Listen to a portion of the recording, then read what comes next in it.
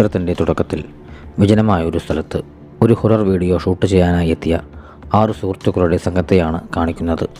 ഈ സമയത്ത് ഡേവിഡ് എന്ന പേരുള്ളൊരു പോലീസുകാരൻ തൻ്റെ കാമുകിയുടെ കൂടെ അവിടേക്ക് എത്തിയിരുന്നു. യുവാക്കളെ കണ്ടതോടെ ആ പോലീസുകാരൻ തൻ്റെ കാമുകിയെയും കൂട്ടി അവിടെ നിന്നും പോയി.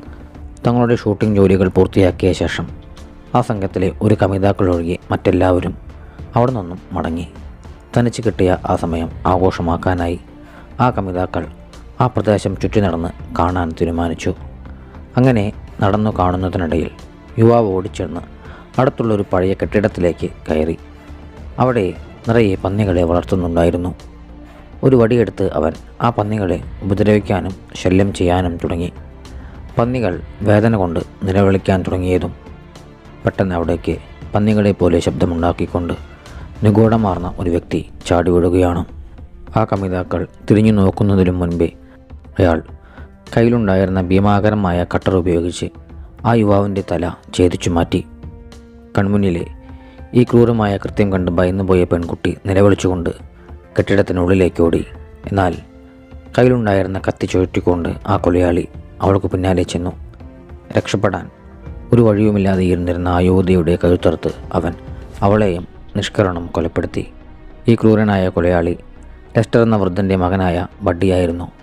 പന്നികളെ അറക്കുന്ന ഈ പഴയ സ്ലോട്ടർ ഹൗസിൻ്റെ ഉടമയായിരുന്നു ലെസ്റ്റർ. എന്നാൽ കാലം മാറിയതോടെ ആളുകൾ ഇത്തരം ചെറിയ സ്ലോട്ടർ ഹൗസുകളിൽ നിന്നും മാംസം വാങ്ങുന്നത് നിർത്തി ഫാക്ടറികളിൽ നിന്ന് സംസ്കരിച്ച മാംസം വാങ്ങാൻ തുടങ്ങി. ആധുനിക രീതിയിലേക്ക് മാറാൻ ലെസ്റ്റർ തയ്യാറാകാത്തതിനാൽ അയാളുടെ ബിസിനസ് തകരുകയും സ്ലോട്ടർ ഹൗസ് അടച്ചുപൂട്ടേണ്ടി വരികയും ചെയ്തു. ഇതിനിടയിൽ ലെസ്റ്ററിൻ്റെ മുൻ സഹായിയായിരുന്ന ടോം എന്നയാൾ നഗരത്തിൽ വലിയ മീറ്റ് ഫാക്ടറികൾ സ്ഥാപിച്ച് വലിയ വിജയം കൈവരിച്ചിരുന്നു. ഇപ്പോൾ അയാൾക്ക് ലെസ്റ്ററിൻ്റെ ഈ ഭൂമി കൂടി കൈക്കലാക്കണമെന്ന ആഗ്രഹമുണ്ട്.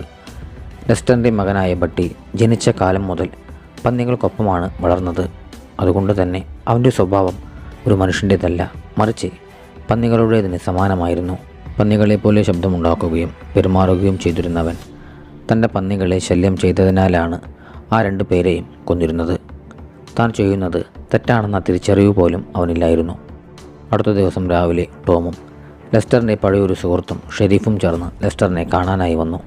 ലെസ്റ്ററിനെ ഈ സ്ലോട്ടർ ഹൗസ് തുടങ്ങാൻ ഉപദേശം നൽകിയ പഴയ സുഹൃത്ത് പോലും ഇപ്പോൾ ടോമിൻ്റെ പക്ഷത്താണ്.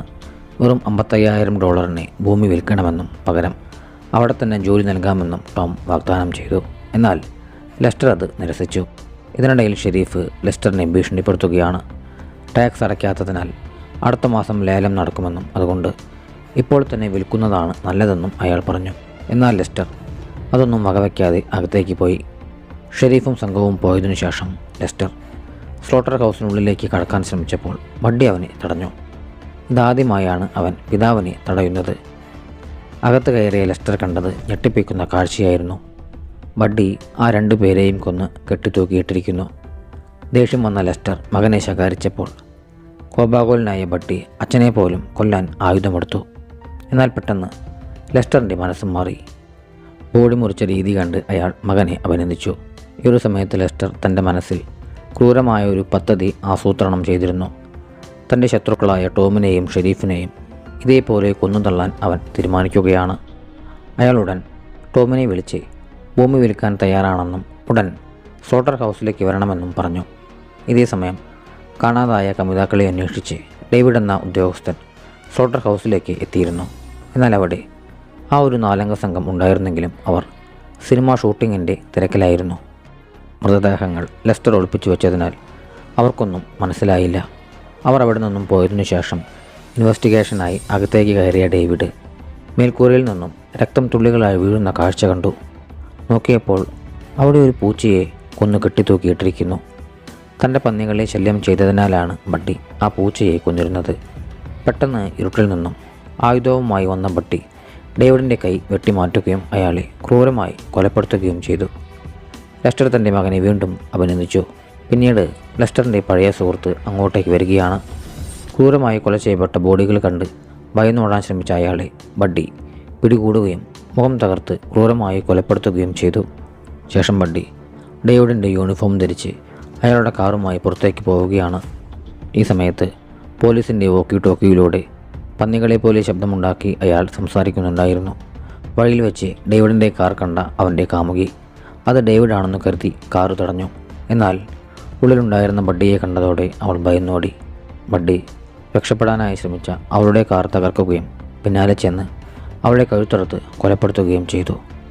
അടുത്ത ഊഴം ടോമിൻ്റേതായിരുന്നു. സ്ലോട്ടർ ഹൗസിലെത്തിയ ടോമിനെ ബഡ്ഡി പിടികൂടി വലിയൊരു ഗ്രൈൻഡിംഗ് മെഷീനുള്ളിലേക്ക് തള്ളിയിട്ടു. നിസ്സഹായനായ ടോം ആ യന്ത്രത്തിനുള്ളിൽപ്പെട്ട് അതിക്രൂരമായി കൊല്ലപ്പെടുകയാണ്. ഇതിനിടയിൽ സിനിമാ ഷൂട്ടിങ്ങിന് വന്ന സംഘം ഒരു പാർട്ടി കഴിഞ്ഞ് വീണ്ടും ആ ഒരു സ്ലോട്ടർ ഹൗസിലേക്ക് എത്തുകയാണ്. മിന്നലും ഇടിയുമുള്ള ആ ഭീകരമായ രാത്രിയിൽ ഒരു പന്തയത്തിൻ്റെ ഭാഗമായി സാലി എന്ന യുവതി അവിടെ തനിച്ച് നിൽക്കാനായി തീരുമാനിച്ചു. അവളെ പേടിപ്പിക്കാനായി സുഹൃത്തുക്കൾ മാസ്ക് ധരിച്ച് അവിടേക്കെത്തി. എന്നാൽ ഈ ഒരു സമയത്ത് ബഡ്ഡി അവരിൽ ഒരാളെ വെട്ടി കഷ്ണങ്ങളാക്കി പേടിച്ചോടിയ സാലിയെ ലെസ്റ്റർ പിടികൂടി. ആ സംഘത്തിലെ ബാക്കിയുള്ളവരെയും അയാൾ ക്രൂരമായി കൊന്നൊടുക്കി. ഒടുവിൽ കാണാതായവരെ തിരഞ്ഞ് ഷെരീഫ് അവിടേക്കെത്തുകയാണ്. തൻ്റെ മകൾ ഷൂട്ടിങ്ങിന് പോയത് ഈ ഒരു സ്ലോട്ടർ ഹൗസിലേക്കാണ് അയാൾക്കറിയാമായിരുന്നു. ഷെരീഫിൻ്റെ മകളെ അവർ ഉപദ്രവിക്കുന്നത് കണ്ട് ആ ഷെരീഫ് വെടിയുതിർത്തു. ബഡ്ഡി പേടിച്ച് പിൻവാങ്ങി. ഷെരീഫ് മകളോട് രക്ഷപ്പെടാനായി പറഞ്ഞു. എന്നാൽ പെട്ടെന്ന് ലെസ്റ്റർ പിന്നിലൂടെ വന്ന് ഷെരീഫിനെ കുത്തിവീഴ്ത്തി. തൻ്റെ പിതാവിനെ ആക്രമിക്കുന്നത് കണ്ട ആ യുവതി ഷെരീഫിൻ്റെ തോക്കെടുത്ത് ലെസ്റ്ററിനെ വെടിവെച്ചു. ലെസ്റ്റർ മരിച്ചുവെന്ന് കരുതി അവൾ പരിക്കേറ്റ പിതാവിനെയും എടുത്ത് കാറിലേക്ക് ഓടി. കാർ സ്റ്റാർട്ട് ചെയ്ത് പോകുന്നതിനിടയിൽ ലെസ്റ്റർ വീണ്ടും അവർക്ക് മുന്നിൽ പ്രത്യക്ഷപ്പെട്ടു. ഭയപ്പെടാതെ അവൾ ആ വണ്ടി ലെസ്റ്ററിൻ്റെ തലയിലൂടെ ഓടിച്ചു കയറ്റി. അങ്ങനെ ക്രൂരനായ ലെസ്റ്ററും കൊല്ലപ്പെട്ടു. ശേഷം അവൾ ആ ഒരു കാറിൽ തൻ്റെ പിതാവിനെയും കൊണ്ട് അവിടെ നിന്നും പാഞ്ഞു പോവുകയാണ്. തങ്ങൾ രക്ഷപ്പെട്ടുവെന്നാണ് അവർ കരുതിയിരുന്നത്. എന്നാൽ ആ ഒരു ധാരണ തെറ്റായിരുന്നു. കാറിനുള്ളിൽ ആരുടെയും ശ്രദ്ധയിൽപ്പെടാതെ ബഡ്ഡി പതുങ്ങിയിരിക്കുന്നുണ്ടായിരുന്നു. അയാൾ പെട്ടെന്ന് ആ യുവതിയെ കത്തിക്കൊണ്ട് ആക്രമിച്ച് കൊല്ലുകയാണ്. ഈ രംഗങ്ങൾ കാണിച്ചുകൊണ്ടാണ് ചിത്രം അവസാനിക്കുന്നത്.